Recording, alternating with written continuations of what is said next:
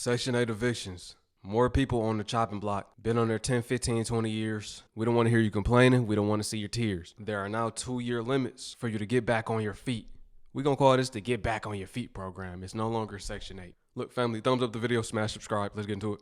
Listen, I already knew it was coming. Section 8, they are doing a budget cut. Okay?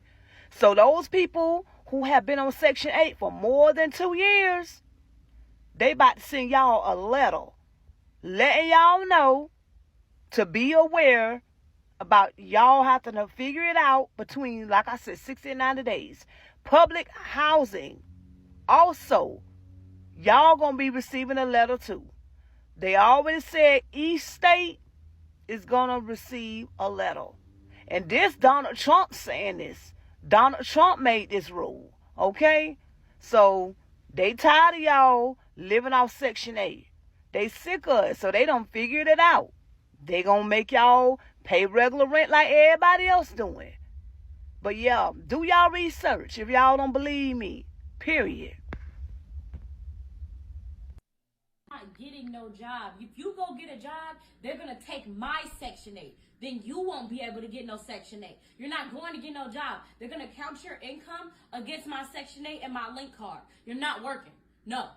So I don't care what you got to say. I don't care how you feel. You're not working. You're not going to get a job. You're not going to school. You're not doing none of that shit. But Ma, I'm saying how I'm supposed to be successful in life, Ma.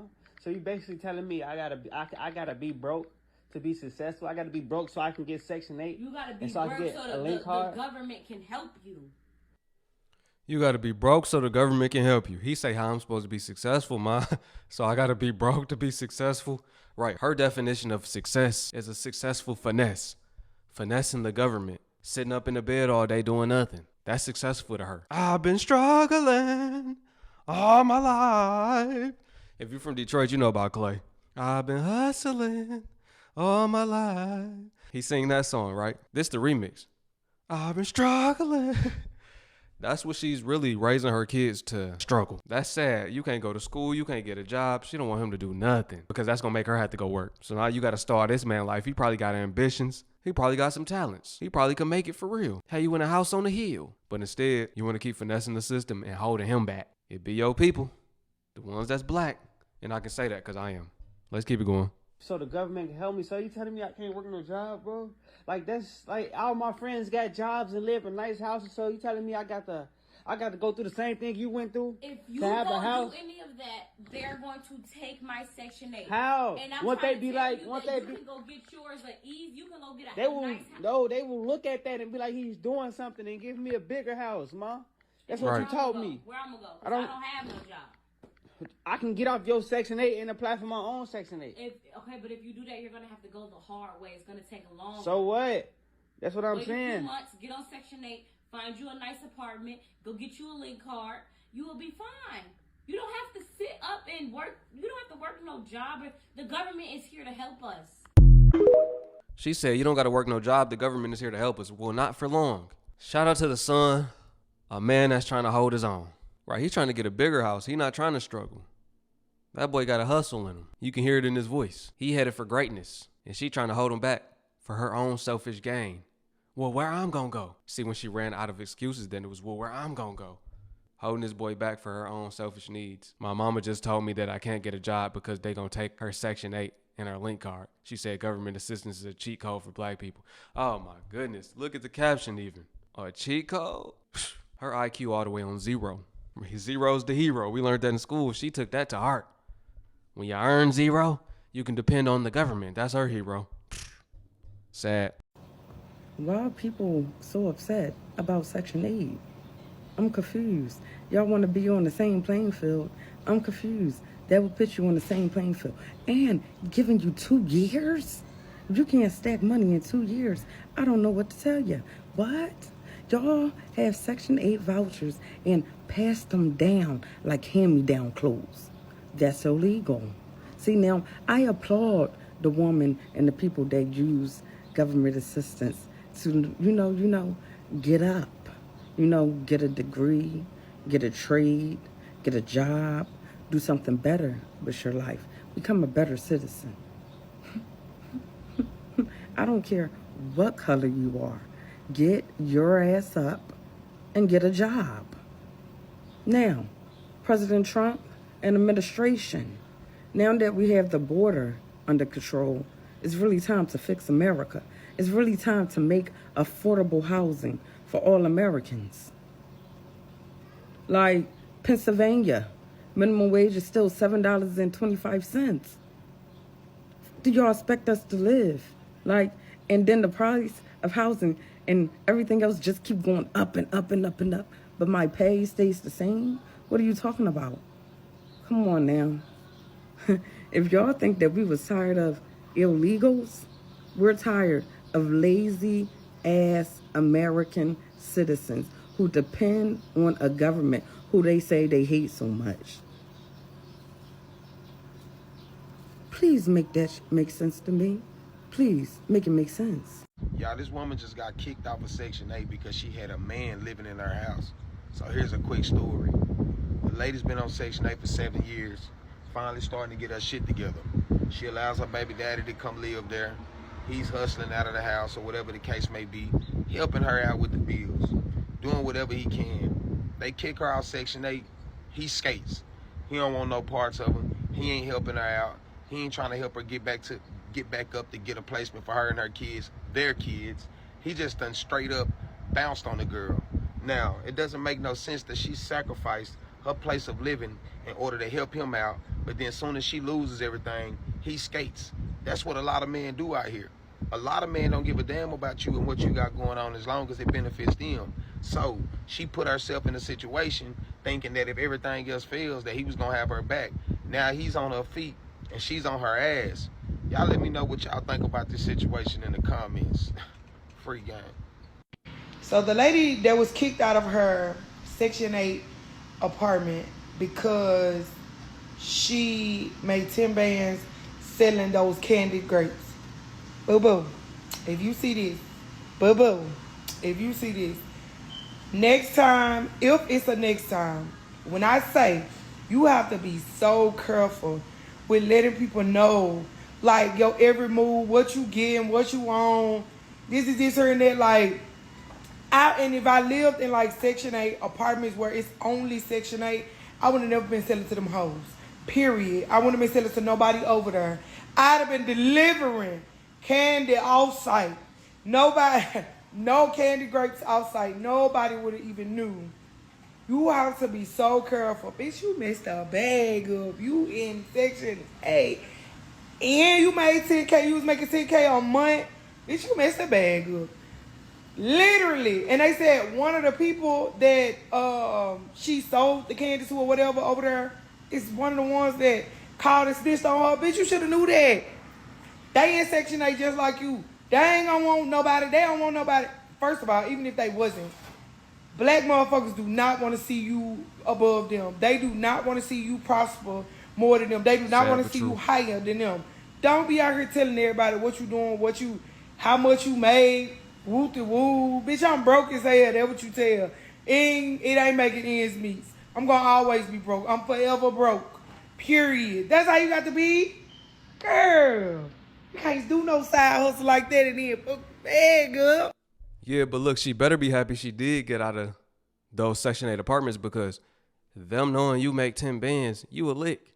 Every time you walk outside, they like, oh yeah, let's get her. You got to think 10 bands in the hood is hood rich. If y'all don't know, if you don't come from a poverty-stricken environment, in certain hoods, like in Detroit, with $10,000, you are considered rich. You could buy a house for $2,500 from the land bank. You probably owe back taxes, but you can get a house. And some of the houses people living in, they don't even fix them up. People live in bandos. But I'm saying, in any impoverished environment, that's hood rich. People never seen 1,000 at one time. Most people don't have 1,000 to their name in savings and never seen 10,000 at one time. You are considered successful. They will rob you. They will hurt you.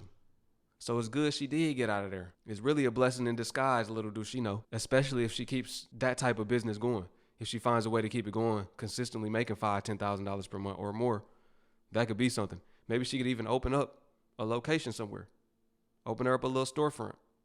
If you made $10,000 in a month just selling to the hood, you get you a food truck and pull up to every hood. That's just the entrepreneur in me. It's certain ways you could do it. Blow up on Reels, TikTok, whatever. be a little viral sensation. If you can make 10 bands once, just do it again. That's proof of concept.